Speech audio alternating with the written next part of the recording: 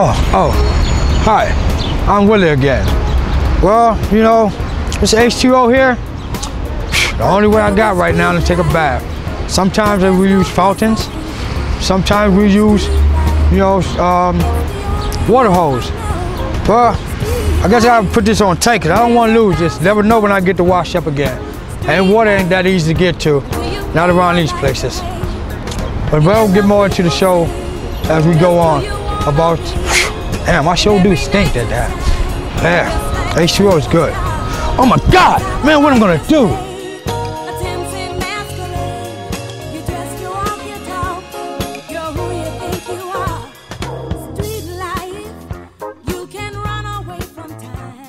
Get your latest edition of Streets.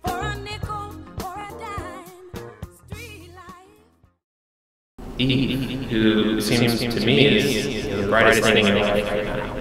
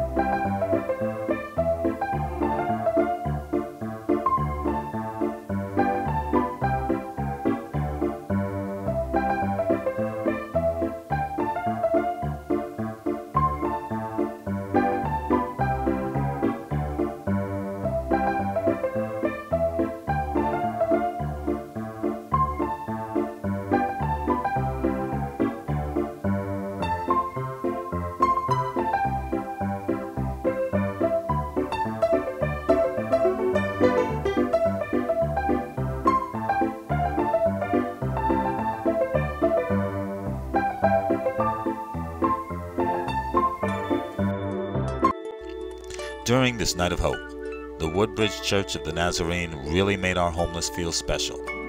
What they did was, they brought out showers, laundry units, and as seen here, elite portable restrooms. Now these restroom trailers were 29 by 8 feet, and each had fresh running water, had separate sides for our men and women, which featured sinks, urinals, and private flushing stalls. Much like any major hotel in the world, there was special lighting, and depending upon the time of the year, these units pumped in heat or air conditioning. There were soap dispensers, crown molding, and look at that floor. It's hardwood. There were pedestal sinks, and for our homeless to really enjoy themselves, they heard music pumped through a stereo sound system. For our homeless, the Woodbridge Church of the Nazarene only provided the ultimate in comfort, convenience, and class. Wouldn't you like to do the same? Together, we can do this more than once a year.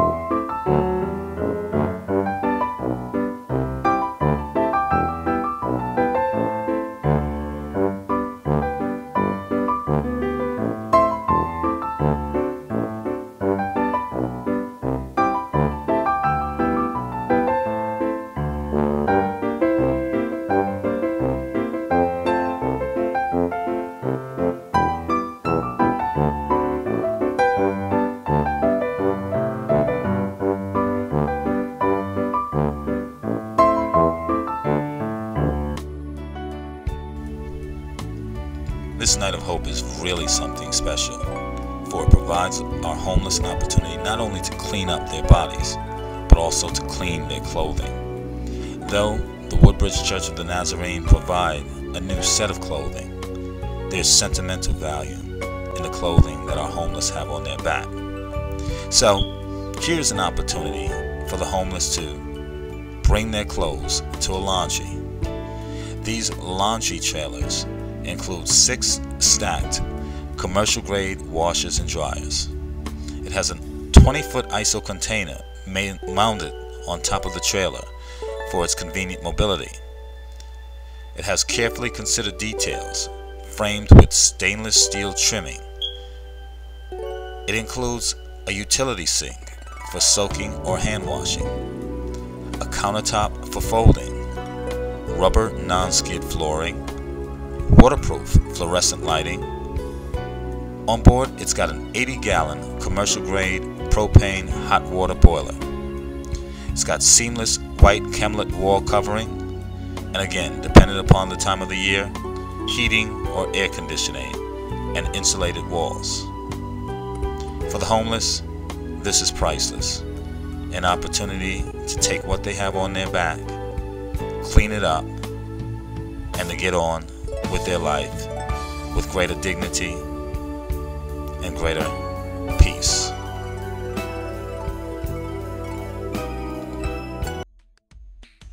Hygiene is something that everybody should do on a daily basis, and some of us a little more frequently, especially us women, if you know what I mean. But let me just talk to you about how hard it is for the homeless. Now, if you're a homeless person, some people don't keep themselves clean, and you know that can be pretty nasty.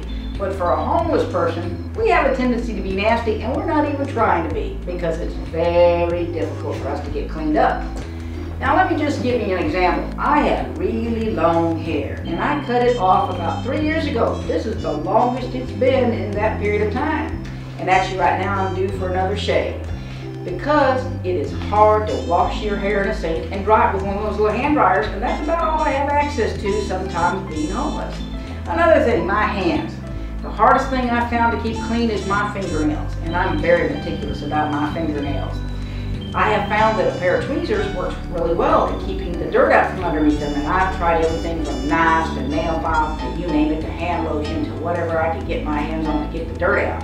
But still, they remain dirty without a shower. Now, showering is something I like to do every day, but I haven't had that opportunity either, or the luxury of asking to shower. When I was in the shelter system, sometimes they wouldn't allow us to shower. Sometimes they turned the showers off. Sometimes they just, for whatever reason, said they just couldn't accommodate us. Now I love to shower. I can't bathe, but I love to shower.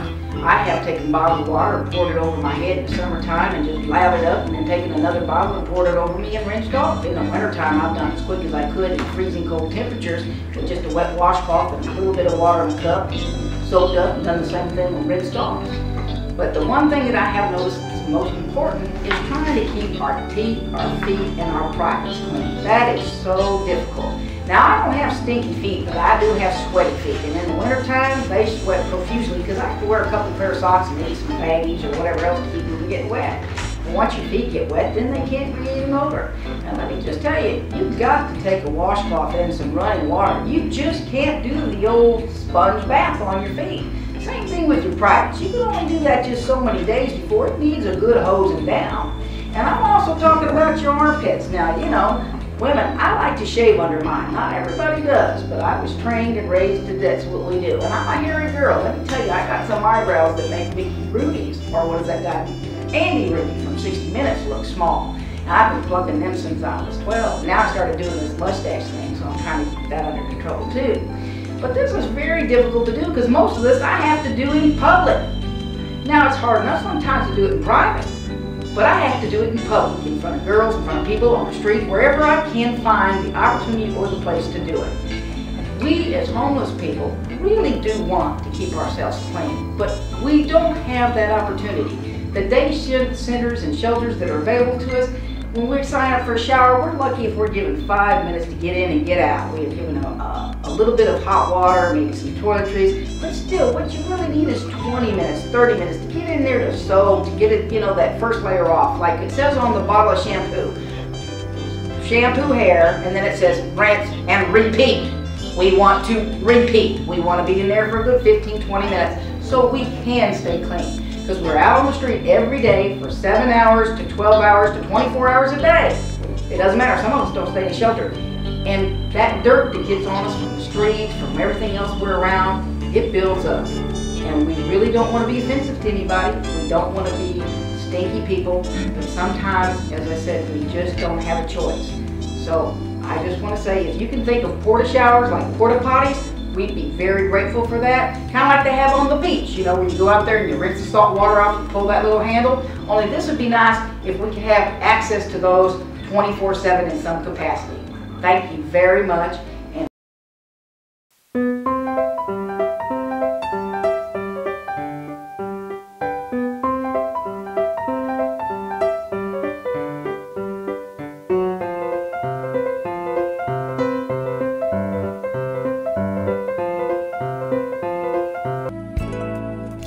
Last but certainly not least, this Night of Hope offers cleansing. The Woodbridge Church of the Nazarene has got something going on here. What they decided to do was bring out a mobile shower unit. That's right, a mobile shower unit, which simply hooks up to the street fire hose.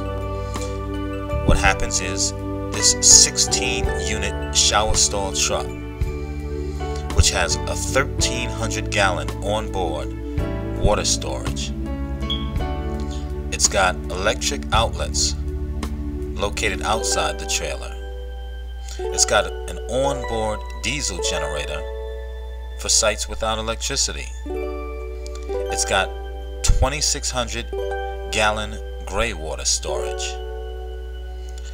Its size is 8 foot by 53 feet.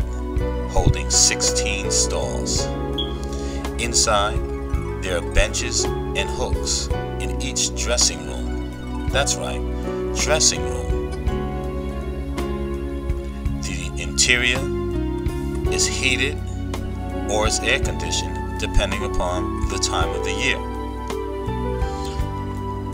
Have you ever wondered where or how do the homeless actually clean up? It's somewhat a mystery. With this particular unit, you can have the homeless all come together at one particular location or different designated locations depending upon your budget, and have them get cleaned up. Have them get dressed up for that job interview. Have them be able to get that job offer. And then have them have dignity by accepting a job. It's all quite simple. It starts with this Night of Hope.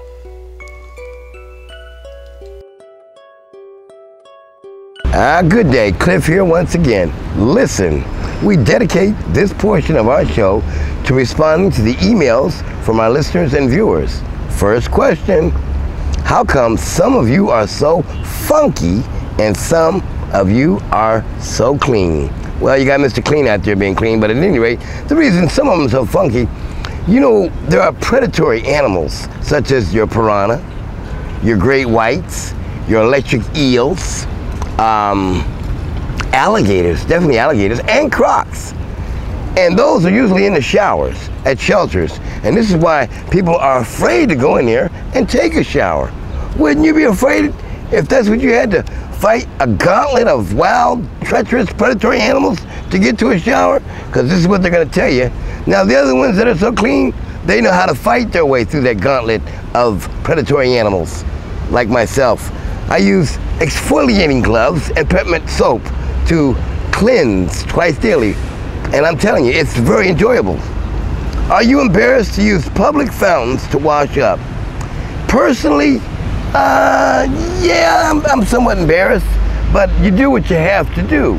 You know, if you gotta reach over and cleanse your hands before you eat, it's better than not cleansing your hands before you eat. And you know, a lot of people walk around with them dirty fingernails, can't have it. Now, if you should happen to defecate outside and you don't have toilet paper, what do you wipe with? Well, you might not have to. You know, it'd be one of them days you can make it without a dump or toilet paper while you dump. Other days, if you really force the issue, and the flies are an issue right now because they're biting me, the issue would have to be use your shirt tail or the inside of your underwear. Use one side, wear them, and then turn them inside out. Then you can use the other side. And that'll last you another couple days. So basically, you can make it like that. More importantly, it's just to have good hygiene, period. You know, you get up, you wash up, whether you wash up at the fountain or in McDonald's, you wash. You stay clean so that one day you can clean your way out of the situation that you've dirtied up so redundantly. Thank you for your time, God, speed, and much happiness. Thank you. Welcome back to Approach the Bench. I'm David Williams. I'm here with Pastor Ethan from Woodbridge Church of the Nazarene. Today we have a big thing going on out here. Pastor Ethan, why don't you tell me about what's going on out here and something about what you're doing? Well, this is our Night of Hope. Once a year we come down on the last Saturday of June, and we want to give back to the community here in DC, the homeless. We have a shower truck we rent so that we can provide them some showers. We bring out some barbers and beauticians from the local area, and they give some haircuts, provide food and clothing and toiletry kits, and some music and some entertainment. Okay, Pastor, you from Woodbridge. Why did you choose to come all the way out here to DC? Well, I'm blessed to have come to a church that already had a vision for reaching into the Washington, D.C. area. But as I've come, I've really caught the vision that the city represents so much, and we need to do something that would be significant to show the world and to show our community that that the church can make a difference, and in DC there needs to be a difference made. Okay, is this Night of Hope?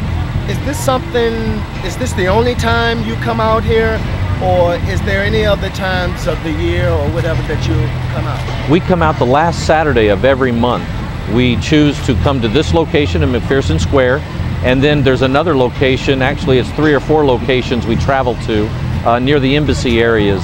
And we come out the last Saturday of the month, and we provide toiletry kits with toothpaste, shampoo, and underwear and socks and things like this, and also provide some food and some clothing that would be needed appropriately in the time of season that it is. Why these particular places? Well, that's just right now, it's the areas we've gotten connected with. We know the problem is probably much bigger than what we're addressing, but it seemed to be McPherson Square was an enclave that really needed to be ministered to, and then some people within our church began to meet some people who weren't from this area, and that's that other run that we make near the embassies, and it's growing just because of contacts. How many, I see a lot of people out here today with these blue shirts, Night of Hope. How many people is involved with this? Probably almost 100 from the beginning to the end. The beginning, we have a lot of people who work behind the scenes. They come and they sort clothing that's being donated, and there's a lot of people preparing food and others donating money for food. But then there's probably about 75 of us that make the trip in here to distribute the clothing and the food and help with the showers and the first aid. When you make your trips the last Saturday of the month, how many of your congregants, if you will? There's probably around 6 or 7 in each of the vans, so probably between 13 and 15 that come out every month. But then again, it's much more than that behind the scenes in preparation. But there's only so many that can transport in the van with all the food and things as it is. Is it hard having the resources or getting the different things to bring out here? It's a challenge. The monthly challenge is that it's very difficult for I'll say white Americans, to stay passionate about something so disconnected from us. So we have to keep it before the people. We have a lot of people who are disconnected from our church, but are connected to us through this ministry. And they'll go to hotels and things, and they get these little trial-size shampoos and those things. But every month, Linda Watt, who's in charge, every month she knows she's going to be short. And by faith, she just says we're going to hope it's enough for this month. But we really, it's a real challenge to provide the month in and month out care for the homeless. It seems like to me that it would be a real, I guess, spiritual challenge, because I know, and I think, if I'm not mistaken, the Bible says that we were born in sin and shaped in the iniquities of this world. How do you teach your congregants to get past that?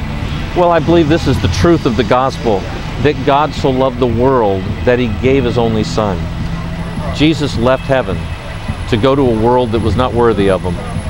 And I try to communicate that Jesus is the model, but he's not the example. It's Jesus in us that will lead us to do these things. And so I try to teach the surrender to the Christ and surrender to the Son of God. And when that happens, we'll begin to do the things that he's called us to do. Do you find that when you come out here each year for the Night of Hope, or when you come out each month, that there's some people that may not be receptive to what you're doing? Are you speaking of the people here in the community? Yes. We have not found anything like it. We have found that the homeless and those who are living in this community are very receptive to the things we're doing. They're very thankful for the things that have been going on. And there's always challenges in the homeless community, and some of it I don't have a clue what they're like, what they go through. But we find that whenever we show them love and we're really going to be here for them, they tend to calm down and they receive it real well. You know, I've noticed that it's a calm, warm, family atmosphere. Is that something that you tell your congregants to do, or do you feel that that's something that a spiritual growth in them? I believe primarily it's a spiritual growth within them, but we do remind ourselves, each and every one of us, we come here to do a task, but the most important task isn't the distributing the food or the clothing. It is touching the lives. We believe so much that those homeless have been so disconnected, they've been so neglected, they've been so marginalized, that they forget what it really means for someone to touch them and to really love them. And it reminds me of the passage in Mark chapter 1 verse 40 when Jesus healed the leper. But too many times we focus on the healing, but the Bible says that Jesus touched the leper and he was healed. And a leper is someone who's been so marginalized, so cast out, so unloved, and because of his disease, no one's touched him for years. And our goal is to come and touch them as much as we can and to minister to them. So the goal is not just to feed them, but for us to interrelate with each other. So it's good. How y'all doing? I understand you're the pastor of this event. I am. Nice to meet you. What's your name? My name is Martin. Nice to meet you, Martin. Martin Walker. I just wanted to stop by and say thanks, man. You know, I really, this is a wonderful thing that y'all doing here, you know. This is the first time I ever seen any services like this provided for the homeless people in Washington, D.C. You know, I'm one of the homeless myself, and you know, what you guys did for me today was just, you know, it's fantastic. Right? Got a whole new outfit from my shoes, socks, underwear, short shirt, you know, got a fresh shower and everything, and you know, I just wanted to thank you so much for that. You're very welcome, Martin. It is our blessing to do so, and it's a privilege to do it, and so thank you so much for recognizing it, and thanks for coming down and accepting it from us too. Not a problem. What's the name of your organization? Woodbridge Church of the Nazarene. We're located in Woodbridge, Virginia. Okay. All right, and Pastor? 8th and Birch. 8th and Birch. Thanks a lot, Pastor. You Thanks, have a Martin. good one, man. Appreciate it. God bless you, brother.